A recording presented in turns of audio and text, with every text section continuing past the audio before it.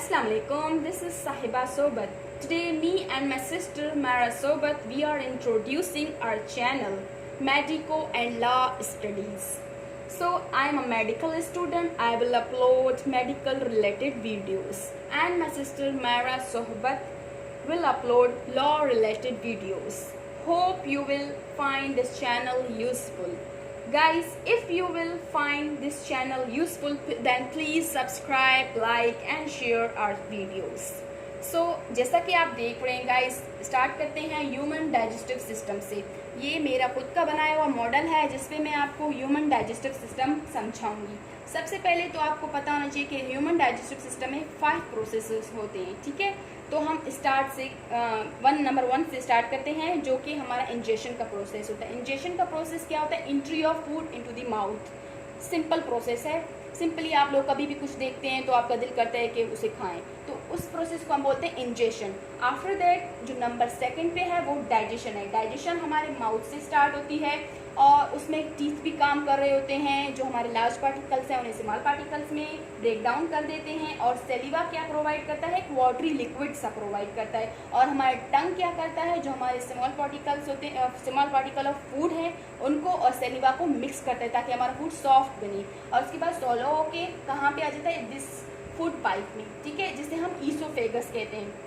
तो ईसोफेगस जो हमारा फूड है वो स्टमक में आ जाएगा, ठीक है। स्टमक क्या सीक्रेट करेगा? Gastric juice. और गैस्ट्रिक जूस में क्या कौन कौन सी चीज़ें होती हैं? इसमें मेनली 3 चीज़ें होती हैं, ठीक है।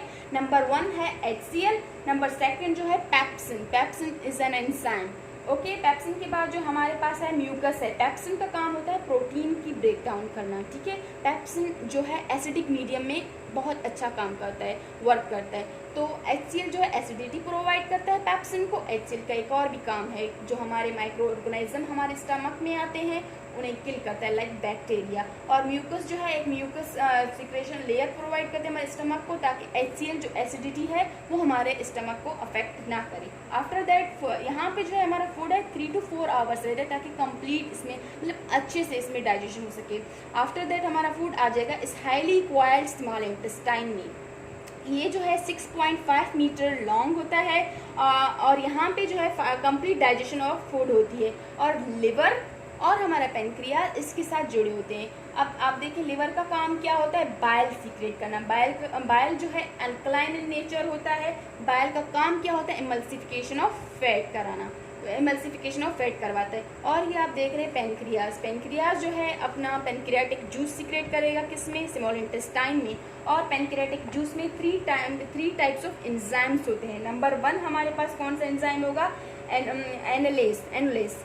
और नंबर 2 जो है ट्रिप्सिन। नंबर 3 जो है लाइपेज। एनुलेस का काम क्या होता है कि वो ब्रेक डाउन करे स्टार्च को कार्बोहाइड्रेट और स्टार्च को ब्रेक डाउन करे, किसमें? ग्लूकोज में। After that we have trypsin. Trypsin का काम क्या होता है? प्रोटीन को कन्वर्ट करे, ब्रेक करे, किसमें?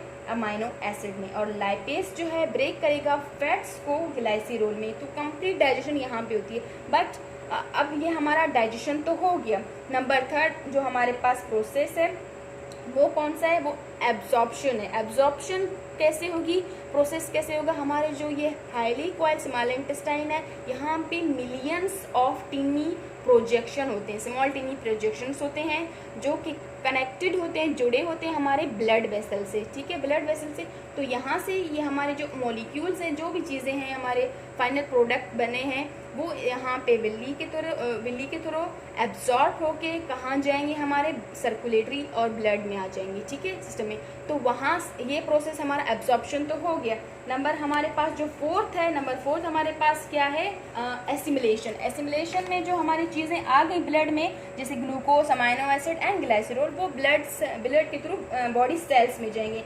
बॉडी सेल्स उन्हें जो है यूज़ करेगा, और जो हमारे एक्सेस अमाउंट में बच जाएंगे मॉलिक्यूल, मतलब ग्लाइकोजन, ग्लूकोज वगैरह जो भी हैं, अमाइनो एसिड वगैरह, वो कहाँ जाएंगे? This liver. इस लिवर में जाएंगे एज अ ग्लाइकोजन, वो स्टोर होंगे। जब कभी हमें एनर्जी की ज़रूरत होगी तो ग्लाइकोजन हम उसे यूज़ कर सकते हैं, ठीक है। ये हमारा हो गया एसिमिलेशन। नंबर 5 द लास्ट हमारे पास क्या होगा? इजेशन का प्रोसेस होगा, सही है। यहाँ पे हमारे पास क्या होगा? वो हमारे जो सारा यहाँ पे जो भी डाइजेशन हो गया कंप्लीट, जो बच जाएगा वो हमारे इस लार्ज इंटेस्टाइन में आएगा। और यहाँ पे ज़्यादा तो कुछ नहीं होगा, जस्ट वाटर की एब्जॉर्प्शन होगी, ठीक है, यहाँ पे एब्जॉर्प्शन होगी एंड और बाकी जो वेस्ट प्रोडक्ट है वो आके इस रेक्टम में स्टोर हो जाएगा.